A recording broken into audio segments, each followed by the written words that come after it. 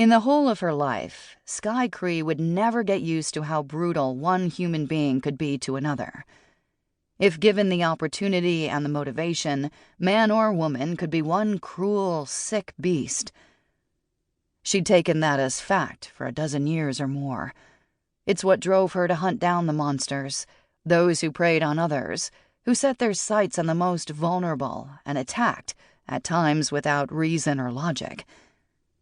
Skye took in the crime scene, the bedroom belonging to the young brunette lying dead on the hardwood floor not 2 feet away. One thing that caught her attention and stuck fast was that even though the killer had brutalized the victim, evident by the cuts all over her body, even though he'd used a knife, he hadn't been overly messy. He'd managed, somehow, to contain the blood splatter so it was kept to a minimal area around the body.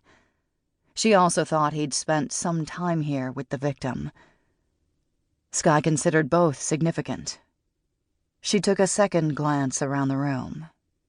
Since the victim had shared the home with her longtime boyfriend, there was plenty of evidence to indicate that.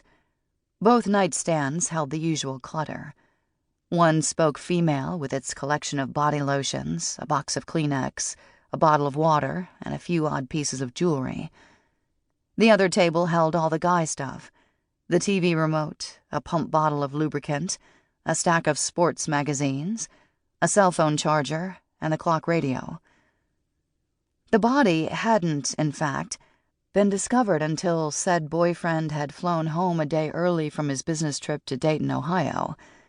He'd been gone 3 short days. During that time, a killer had managed to gain entrance into the house and taken the life of Sylvia Waterston. According to the BF, the only way he'd been able to conclusively ID the love of his life was the 1-carat diamond engagement ring he'd given her not 3 weeks earlier. The rock was still wedged on the 3rd finger of her left hand. According to her Washington State driver's license, Sylvia had yet to see her 30th birthday. From the looks of the damage to Sylvia's pretty face, her loved ones would more than likely have to opt for a closed casket.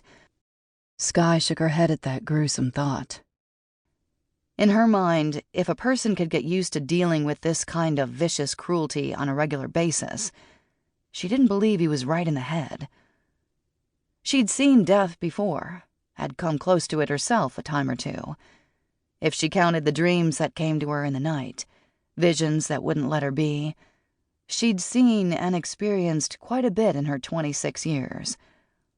But right this minute, Skye had to wonder exactly what the lovely Sylvia had done to piss someone off enough that he'd left her naked, battered beyond recognition, especially the face, and posed her on the floor for the most possible humiliation factor.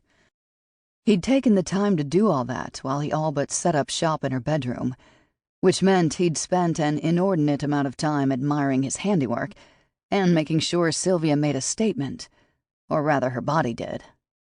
Skye stepped closer so she could get a better look at the red marks, the distinctive fingerprints he'd left around Sylvia's throat, where he had choked the life out of the young woman with his bare hands.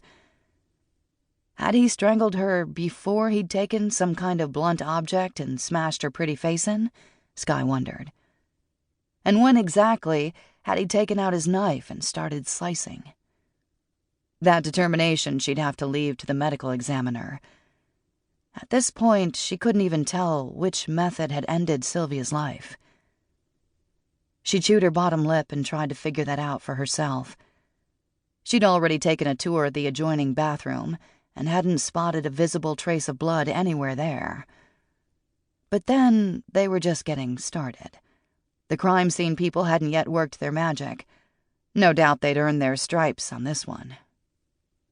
Looking at the stone-cold, grayish corpse, though, Skye began to regret ever answering the phone 2 hours earlier. She scanned the room a second time, hoping to pick up something. She'd already determined the killer had obviously enjoyed being with Sylvia. Skye noted he'd rifled through the woman's things because he hadn't completely pushed each dresser drawer into its slot. He'd left all 9 drawers open about an inch. Each drawer was left exactly that same distance.